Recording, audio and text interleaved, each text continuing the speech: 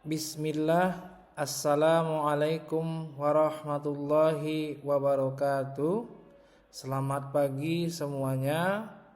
Hari ini adalah pertemuan kita yang pertama untuk mata kuliah pengantar teknologi dan informasi dengan saya sendiri, yaitu dosennya Andre Hasudungan Lubis. Ini adalah pertemuan yang pertama di mana sesuai dengan arahan dari fakultas, maka pengajaran akan dilakukan secara daring melalui video ini.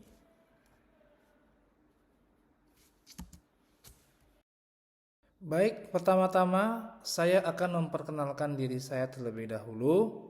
Nama saya adalah Andre Hasudungan Lubis. Saya berasal dari Fakultas Teknik Universitas Medan Area, khususnya pada program studi Teknik Informatika. Di sini Anda lihat terdapat nomor dari WhatsApp saya.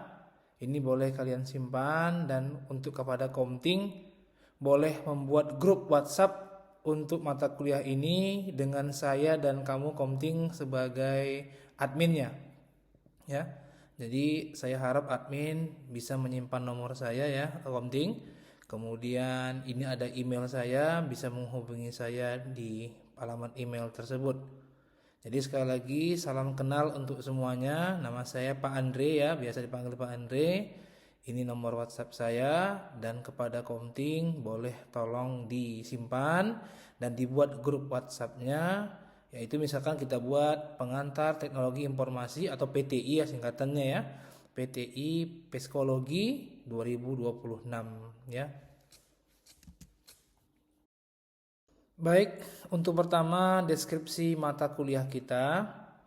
Mata kuliah ini adalah mata kuliah yang sifatnya MKU atau singkatan dari mata kuliah umum, yang artinya mata kuliah ini itu diambil oleh seluruh mahasiswa di lingkungan Universitas Medan Area, tidak melihat dari fakultasnya maupun prodinya.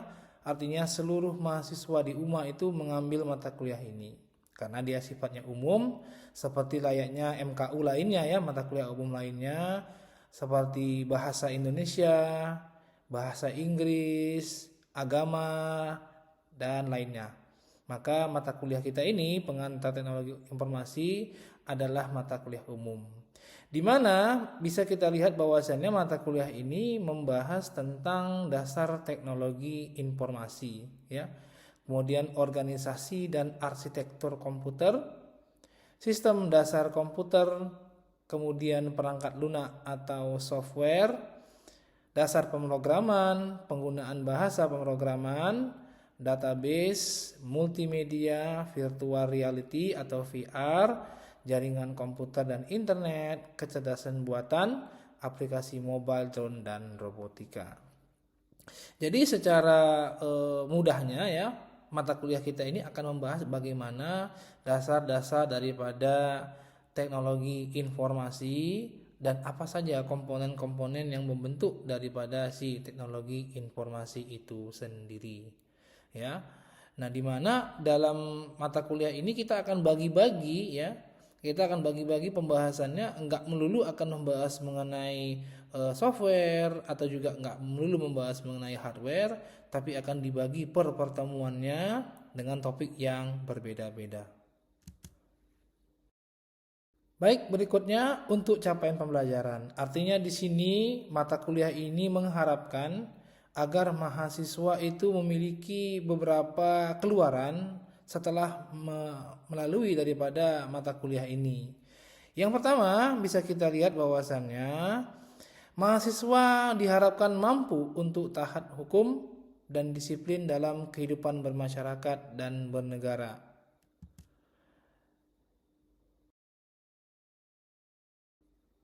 Yang kedua adalah mahasiswa diharapkan untuk mampu untuk menunjukkan sikap bertanggung jawab atas pekerjaan di bidang keahliannya secara mandiri.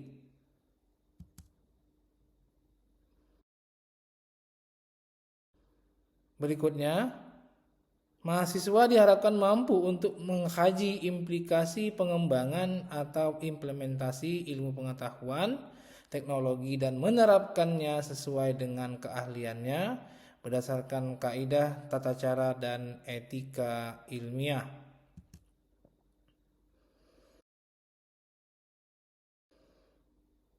Berikutnya, mahasiswa mampu untuk menerapkan metode dan teknologi terkini untuk mendesain dan melaksanakan eksperimen pada bidang komputasi, baik di laboratorium maupun di lapangan, dan menganalisis hasilnya.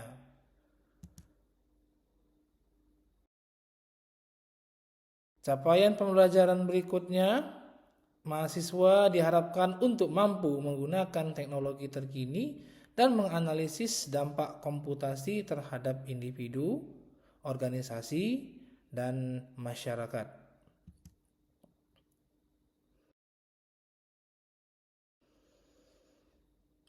Kemudian yang terakhir, capaian pembelajaran yang diharapkan kepada mahasiswa adalah mampu untuk menguasai konsep teoritis di bidang informatika, khususnya di bidang teori komputasi, jaringan komputer, teknologi web, teknologi mobile, sistem informasi, dan basis data. Baik, penjelasan berikutnya datang dari metode pembelajaran yang akan kita lakukan selama 1 semester pada mata kuliah kita ini. Metode pembelajaran yang pertama adalah ceramah, ya. Jadi ceramah ini adalah metode pembelajaran yang paling standar ataupun basic dasar, ya, di mana dosen akan memberikan ceramah, ya, oral presentation. Artinya memberikan narasi kepada mahasiswa, kemudian mahasiswa mendengarkan apa yang disampaikan oleh dosennya tersebut. Ya, ini adalah metode pembelajaran yang paling basic atau dasar yang biasa digunakan. Berikutnya, metode pembelajaran secara diskusi, ya. Ini yang menarik karena pada mata kuliah ini kita bisa berdiskusi, artinya bertukar pikiran. Misalkan dosen memberikan suatu materi ataupun bahan diskusi, kemudian mahasiswa juga bisa bertanya kembali dan bahkan dosennya juga bisa bertanya juga kepada si mahasiswa, sehingga akan terjadi pingpong antara mahasiswa dengan dosen dalam bentuk metode pembelajaran diskusi yang disebutkan tadi. Lalu yang berikutnya adalah project based learning. Ini adalah metode pembelajaran yang berbasis proyek. Dengan kata lain, dosen akan memberikan suatu proyek, ya, suatu proyek pekerjaan tugas kepada mahasiswa, yang dimana mahasiswa dituntut untuk aktif, ya, dalam mencari ataupun menemukan bagaimana cara menyelesaikan daripada proyek tersebut, ataupun dia bersama dengan teman-teman mahasiswa lainnya dalam bentuk kelompok mahasiswa. Lalu metode yang terakhir adalah problem based learning. Nah, ini adalah metode pembelajaran yang dimana dosen akan memberikan suatu isu atau permasalahan di bidang mata kuliah ini. Sebagai contoh di bidang pengantar teknologi informasi, komputer, internet, dan lain sebagainya. Kemudian mahasiswa dituntut untuk menemukan solusi daripada masalah yang telah diberikan oleh dosen tersebut. Sebagai contoh, misalkan dewasa ini telah berkembangnya AI ataupun artificial intelligence, kecerdasan buatan. Kemudian mahasiswa dituntut untuk menyelesaikan masalah apa yang kira-kira bisa ia pecahkan pada permasalahan di bidang AI tersebut, sebagai contoh, ya, sebagai contoh seperti itu. Jadi ya mungkin mahasiswanya akan memberikan solusi, bisa dalam bentuk kelompok mahasiswa atau mungkin secara individu, ya. Jadi ini adalah metode pembelajaran kita. Saya ulangi sekali lagi, dari ceramah tadi adalah bagaimana komunikasi satu arah. Artinya dosen memberikan narasi, penjelasan kepada mahasiswa secara satu arah dengan mahasiswa mendengarkan apa yang disampaikan oleh dosennya. Kemudian diskusi, yaitu bagaimana nantinya kita akan bertanya jawab, komunikasi dua arah. Bisa dosen bertanya kepada mahasiswa ataupun sebaliknya mahasiswa bertanya kepada dosen. Jadi ada pingpong ya tadi. Lalu yang ketiga adalah project based learning, yaitu di mana dosen akan memberikan suatu tugas kepada mahasiswa dalam bentuk project dan mahasiswa berupaya dalam menyelesaikan daripada proyek tersebut, bisa dalam bentuk kelompok mahasiswa ataupun individu. Kemudian yang terakhir adalah problem based learning, yaitu di mana metode pembelajaran yang dosen memberikan tugas dalam bentuk isu atau masalah yang dapat diselesaikan oleh mahasiswa tersebut. Baik, berikutnya adalah topik pembelajaran. Ya, di sini akan saya jelaskan apa aja sih yang akan kita pelajari selama satu semester pada mata kuliah kita ini. Ya, jadi ada beberapa topik-topik pembelajaran seperti yang di awal tadi dibahas, yang terkait dengan teknologi informasi. Yang pertama adalah definisi dan konsep daripada teknologi informasi, yaitu adalah bagaimana kita ingin belajar, bagaimana sih sebenarnya TI itu atau teknologi informasi itu, bagaimana sih dia terbentuk, dan apa saja komponen-komponen yang bisa dikatakan sebagai bagian dari teknologi informasi. Kemudian kita akan ada sedikit pembahasan mengenai sejarah komputer ya, secara brief saja, sesingkat. Lalu ada yang akan kita bahas berikutnya adalah perangkat keras dan perangkat lunak ya. Jadi perangkat keras ini atau dalam bahasa Inggris hardware, bagaimana saja dia disebut sebagai perangkat keras, apa saja benda-benda tersebut, dan kenapa dia perlu dipelajari dalam teknologi informasi akan kita bahas.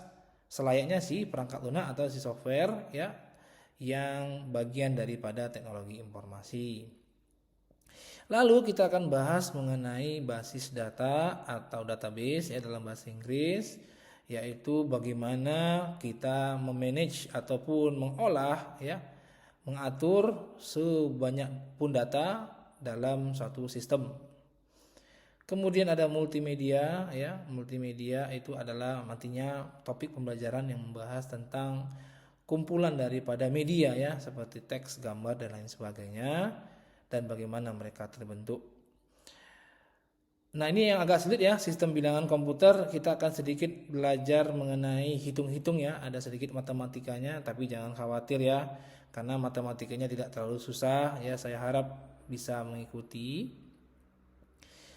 Berikut sebelah kanan ya, kita baca di sini ada topik pembelajarannya, jaringan internet dan komputer ya. Artinya bagaimana sih sebenarnya komputer ini bisa terhubung satu sama lain, bagaimana dengan jaringan-jaringan yang tersedia serta adanya jaringan raksasa yang menghubungkan seluruh dunia, yaitu disebut sebagai internet. Nanti akan kita kaji ya bagaimana sih jaringan internet dan komputer. Berikutnya ada sistem informasi ya. Sistem informasi ini adalah bagian daripada teknologi informasi yang ditujukan untuk tujuan bisnis ya ataupun manajemen. Ya, akan kita pelajari. Kemudian ada VR ya, atau virtual reality dalam bahasa Indonesia, realitas virtual, yaitu bagaimana sih membuat sebuah sistem yang bisa membuat penggunanya seakan-akan masuk ke dalam lingkungan tersebut ya. Berikutnya ada kecerdasan buatan ya. Ini adalah topik pembelajaran yang sangat menarik. Kenapa? Karena adalah suatu topik yang sedang hangat-hangatnya dibahas di dalam dunia pendidikan maupun dunia industri ya. Jadi bagaimana sih AI itu Pak bekerja dan sebagainya, nanti akan kita pelajari di topik si kecerdasan buatan ini. Berikutnya yaitu aplikasi mobile ya. Ini adalah khusus membahas mengenai bagaimana aplikasi-aplikasi yang ada di dalam kantong kita ya, yaitu mobile, HP ya, HP. Jadi aplikasi-aplikasi apa aja yang ada di dalam HP kita. Terus bagaimana sih dalam membangunnya ya. Jadi kira-kira kita akan bahas bagaimana sih yang akan dikerjakan ketika seorang ingin membuat aplikasi mobile ya ataupun timnya. Terakhir nanti akan di ujung pertemuan kita, topik pembelajaran yang kita bahas adalah Internet of Things ya. Ini sambungan dari jaringan internet komputer. Artinya kita udah tahu nih jaringannya bagaimana komputer saling terhubung. Nah, kemudian bagaimana kalau misalkan disebut istilah Internet of Things, yaitu di mana komputer satu sama lain itu terhubung dan juga mereka bisa komunikasi tanpa bantuan daripada manusia ya, artinya otomatis ya. Nah, ini dia jadi topik pembelajaran akan kita bahas selama 1 semester, nggak lebih nggak kurang ya, tapi bisa saja ada modifikasi pembahasan ya. Misalkan tadi nanti kita akan bahas mengenai jaringan internet komputer, kita akan bahas mengenai dari segi domain kah, mungkin dari segi internet protokol dan lain sebagainya. Nanti akan ada penjelasan mendalam ya dari topik-topik yang telah saya sampaikan tadi. Jadi sekali lagi ya, saya berharap kalian semua mampu mengikuti perkuliahan kita selama 1 semester ini. Kalau dibilang susah mata kuliah ini ya susah juga susah ya, karena ada sedikit perhitungan matematisnya juga ada, menghafalnya ya lumayan ada lah ya. Kemudian yang disusahkan itu adalah bagaimana kita mampu menerapkan si teknologi informasi ini dalam kehidupan sehari-hari sesuai dengan tadi ya capaian pembelajaran yang diharapkan kepada mahasiswa ya. Jadi inilah dia topik pembelajaran kita selama 1 semester. Baik, berikutnya adalah metode penilaian. Mari kita lihat di sini ada persentase yang berbeda-beda dari segi penilaian untuk mahasiswa. Ya, untuk yang pertama adalah kehadiran dengan nilai 10%. Kemudian ada tugas yang cukup tinggi sebesar 50%. Kemudian ada nilai UTS sebesar 15%. Dan terakhir adalah nilai UAS itu sebesar 25% ya. Sebelumnya mungkin kalau belum tahu tapi udah tahu lah ya. UTS itu adalah ujian tengah semester atau midterm exam. Kemudian UAS adalah ujian akhir semester atau ujian akhir ya, yang kita lakukan nanti di penghujung semester.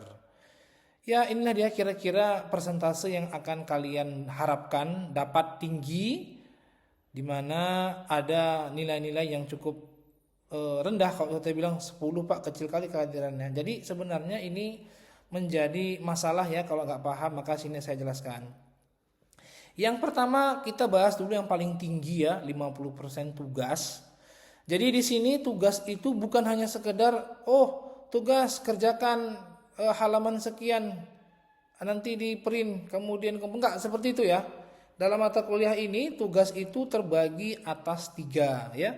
Yang pertama adalah tugas individu, artinya mahasiswa diberikan tugas yang dikerjakan bisa di rumah ya, di rumah ataupun di perpustakaan atau di kantin terserah, tapi bukan dikerjakan di dalam kelas. Tugas ya, tugas secara individu artinya mahasiswa mengerjakannya secara sendiri, tidak berkelompok. Nah, yang kedua adalah tugas kelompok, artinya mahasiswa mengerjakan tugas ini secara berkelompok. Mungkin saja kelompoknya bisa kita bagi secara acak, atau mungkin kalian yang menentukan kelompoknya siapa aja, itu nanti tergantung daripada saat penerapan. Tapi ya sama kayak tadi, juga tugasnya dikerjakan bukan di dalam kelas tapi di luar kelas. Mungkin kalian kerjakan di kafe, di kantin, di perpus, itu terserah, yang pasti bukan di kelas. Dan satu lagi adalah namanya kuis ya. Kuis ini adalah satu nilai yang akan saya kumpulkan ketika nanti mahasiswa ini mengerjakan tugasnya itu di dalam kelas ya, di dalam kelas di saat kelas sedang berlangsung. Misalkan nih ya, mungkin ya selepas lebaran nanti ada kuis, saya bilang begitu, maka keluarkan 1 lembar kertas, tulis nama, tulis NPM, maka mari kita kerjakan kuis. Nah, seperti itu ya. Jadi dikerjakan di dalam kelas, tidak dibawa pulang, tidak dikumpul di kemudian hari, tapi dikumpulnya pada saat hari itu juga. Itu namanya kuis. Jadi ada 3 tadi ya, saya ulangi. Tugas individu artinya dikerjakan di rumah, bisa di kafe, di kantin ya, di masjid segala macam. Dikumpulkannya nanti ya di hari tertentu. Nah, yang kedua tugas kelompok juga begitu. Artinya tugasnya bersama-sama dikerjakan dengan teman-teman mahasiswa yang dikumpulkan nanti di kemudian hari ya, yang ditentukan. Lalu yang ketiga adalah kuis. Tadi saya bilang kuis, artinya kuis ini dikumpulkan nanti di saat hari itu juga gitu ya. Nah ini berhubungan dengan kehadiran gitu ya. Jadi nggak mungkin dia mengumpulkan tugas ataupun kuis kalau dia nggak hadir, kan begitu ya. Jadi artinya mahasiswa diharapkan hadir 16 kali pertemuan ya, artinya 14 kali tatap muka, 2 kali ujian. Maka kalau dia rajin masuk, tugasnya pun tinggi gitu. Jadi mustahil kehadirannya tinggi, tugasnya rendah, itu mustahil. Atau sebaliknya, kehadirannya rendah, tugasnya tinggi, itu mustahil. Karena kehadiran dengan tugas itu sekawan ya, nggak bisa dia tuh dipisahkan. Nah ini juga berkaitan dengan UTS dan UAS ya. Bagaimana mungkin nilai UTS-nya bisa tinggi, kehadirannya nggak pernah datang, kan nyontek namanya ya. Artinya nggak mungkin si mahasiswa itu bisa mendapatkan nilai ujian yang tinggi kalau dia tidak datang ya. Dari mana belajarnya, kan begitu, nyontek. Sama halnya dengan UAS. Maka keempatnya ini sebenarnya 4 sekawan, tidak bisa kita lepaskan begitu saja. Oh udahlah Pak, saya ngerjain tugas saja banyak-banyak Pak, nilai saya bagus. Nggak bisa ya. Artinya Anda harus datang aktif, kerjakan tugas. Tadi bilang ada 3 jenis ya, kelompok, individu, dengan kuis. Kerjakan ujian tengah semester, kerjakan ujian akhir semester, maka Anda mendapatkan nilai yang baik. Nah seperti ini ya, ada 1, 2, 3, 4, 5, 6, 7 nilai ya yang akan kita berikan kepada mahasiswa, di mana nilai-nilai ini adalah punya range atau jarak nilai ya. Nah kalian akan mendapatkan nilai A jika nilai kalian itu lebih besar sama dengan 85. Ya, ini diharapkan ya semuanya ya dapat A. Nah, B+ apabila nilai kalian di antara 77,5 sampai dengan 84,9. Ya, ini aman lah ya. Nilai B apabila nilai di antara 70 sampai 77,4. Kemudian C+ di antara 62,5 sampai 69,9. Dan ini adalah nilai daripada dikatakan si mahasiswa lulus pada mata kuliah tersebut, yaitu C, apabila nilai kalian di antara 55 sampai dengan 62,49. Nah yang di bawahnya ini D sama E janganlah ya. Artinya ini mahasiswanya parah, ini udah gak ngerjakan tugas, gak ikut ujian, absensinya macam mana-mana ya. Dengan berat hati saya akan berikan nilai yang seperti di D ini ya dan E ini. Jadi nilai ini adalah nilai akumulasi dari perhitungan nilai-nilai yang tadi ada ya, ada kehadiran, tugas, UTS dan UAS. Nah jadi dari nilai-nilai ini semuanya mengharapkan nilai yang A ya, nilai A. Pak saya pengen dapat B+ lah, nggak mungkin lah ya, masa mau dapat B+, dapat A lah yang cantik nilainya supaya IPK-nya pun naik, kan begitu kan, nggak sia-sia kita kuliah, nilaimu bagus. Nah bagaimana caranya? Yuk kita buat simulasinya seperti berikut.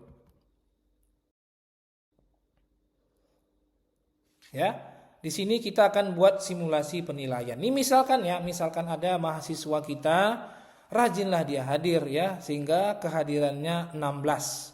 16 itu artinya ikut dia bertatap muka selama perkuliahan, baik itu yang biasa sama yang ujian UTS dan UAS. Jadi 14 tambah 2 artinya 16 ya. Maka dihitung kali tadi 10%-nya jadi 10 nilainya ya. 10. Kemudian karena dia penuh ya, 16 per 16 kali 10 maka 10 ya. Lalu untuk tugas rajinlah dia ya, 88. Tadi nilainya 50% kan, maka 88 dikali 50% nilainya menjadi 44 ya, setengah dari 88. Berikutnya, ikutlah dia ujian UTS 80 nilainya, bagus lah ya, dikalikan 15%, maka nilainya adalah 12. Nah terakhir dia perbaiki performanya selama ujian UTS menjadi ujian UAS, nilainya cukup tinggi ya, 92, dikalikan dengan 25%, maka nilainya 23. Kita total menjadi 89 dan dia mendapatkan nilai A. Ya, kira-kira seperti itulah perhitungannya. Nah jadi ini bisa gambaran sama kalian, Pak saya hadirnya cuman 5 kali Pak. Tugasnya saya ngerjakan adalah Pak beberapa katanya. Ujian Pak ketahuan sama Bapak saya nyontek. waktu UAS saya nggak datang, terlambat Pak. Kira-kira bisa Pak saya dapat nilai A? Itu kan kotor namanya ya, menghina namanya kan begitu ya. Jadi ini yang bisa kalian ambil, artinya nggak mungkin lah saya bermain curang ataupun kalian mengharapkan nilai bagus dari saya dengan seadanya ya. Jadi minta maaf karena di teknik, di psikologi, dimanapun sama di UMA ya. Kalau mahasiswanya malas masuk, tak mengerjakan tugas, ujian entah mana-mana, ya pasti dia tidak lulus. Tapi kalau dia rajin datang, kerjakan tugas, ujiannya pun bagus, dia mengerjakannya, nggak mungkin kami kasih nilai jelek kan begitu. Jadi ini semuanya gambaran kepada kalian. Oh, jadi saya harus berusaha semaksimal mungkin untuk mendapatkan nilai yang baik dalam dalam mengambil mata kuliah ini ya.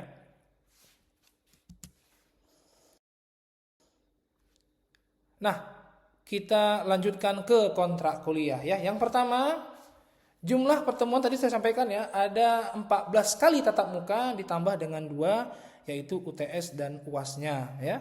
UTS dan UAS-nya itu ada 2, 14 tambah 2 jadinya 16 ya. Nah, di mana mahasiswa diharapkan hadir lebih dari 75%, artinya 11 kali dari 14 pertemuan. Itu diharapkan sama kalian. Pak, saya sakit Pak, segala macam. Ya artinya kalau dijumlahkan tuh minimal kalian 11 kali lah datang dari 14 pertemuan, bukan dari 16 ya. Karena UTS UAS kayaknya datang lah ya, yang nggak pernah datangnya bisa datang ujian ya. Jadi yang 75% ini dihitung daripada yang 14 pertemuan tatap muka, bukan yang 11 kali bukan yang dikumpulkan sebanyak 16 kali ya, gitu. Nah, kemudian kalian wajib mengisi absensi kehadiran dengan menggunakan aplikasi SAIS ya, seperti biasa, absen SAIS. Nah, tapi dalam mata kuliah saya ini ya, saya menggunakan metode 2 cara, yaitu mengecek dari SAIS sekaligus memanggil nama kalian satu persatu. Ya, ini nanti kita lakukan setelah daring ini ya, setelah yang lebaran. Setiap kalian akan mengabsensi, saya tetap akan panggil namanya. Bukan hanya sekedar mengecek kehadirannya, tapi mencoba mengenal lebih baik kepada kalian semua.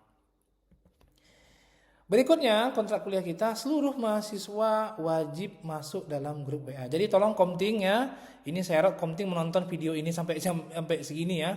Komting tolong buatkan grup WA yang isinya kawan-kawan semuanya, termasuk saya, dan kita berdua jadi admin ya. Dan semua mahasiswa yang ngambil mata kuliah Bapak itu kita masukkan ke dalam grup. Pak, ada abang kelas Pak ngulang, masukkan ya. Pak, ada kakak kelas yang ngulang, ambil aja masuk juga. Ya, jadi kita nggak pandang-pandang, misalnya ada kakak kelas yang udah lama gitu dia belum ngambil, kita masukkan juga tetap, walaupun dia tuh bukan di kelas kalian tapi dia kan mengulang, maka tetap dimasukkan ke dalam grup WhatsApp. Nah, grup WA ini kita gunakan untuk diskusi dan mengumpulkan tugas, bukan untuk hahihi ya. Jadi nanti kalian janganlah pula bergosip-gosip di situ, tukar-tukaran stiker WA ya, curhat pula di situ, janganlah ya. Jadi grup WA ini kita gunakan untuk diskusi dan mengumpulkan tugas ya. Kenapa begitu Pak? Dalam mata kuliah saya ini saya mengharapkan no paper at all. Artinya tidak ada tugas yang di-print sama sekali. Tugas dikirimkan melalui grup WhatsApp ataupun mungkin nanti bisa melalui email, tergantung nanti ya kondisinya bagaimana. Dan tidak ada yang di-print, dicetak dan dikumpulkan ke saya, tidak ada, karena saya mengambil prinsip green ya, go green, artinya menghemat penggunaan kertas ya. Jadi grup WA ini kita gunakan untuk diskusi, jangan kirim yang aneh-aneh, jangan pula kalian iseng-iseng di selamat pagi di situ jadi heboh, enggak ya. Tolong dijaga tata krama dan sopan santun. Kita gunakan hanya untuk diskusi dan mengumpulkan tugas. Berikutnya, apabila mahasiswa tidak dapat mengikuti perkuliahan, maka ia wajib meminta izin atau melampirkan surat kepada dosen melalui WA Japri. Japri ya, jaringan pribadi secara langsung kepada saya. Nggak usah di grup, malu ya, karena itu kan pribadi kita ya. Maka izinnya sakit, izin alfa bisa kalian sampaikan kepada saya melalui Japri ya.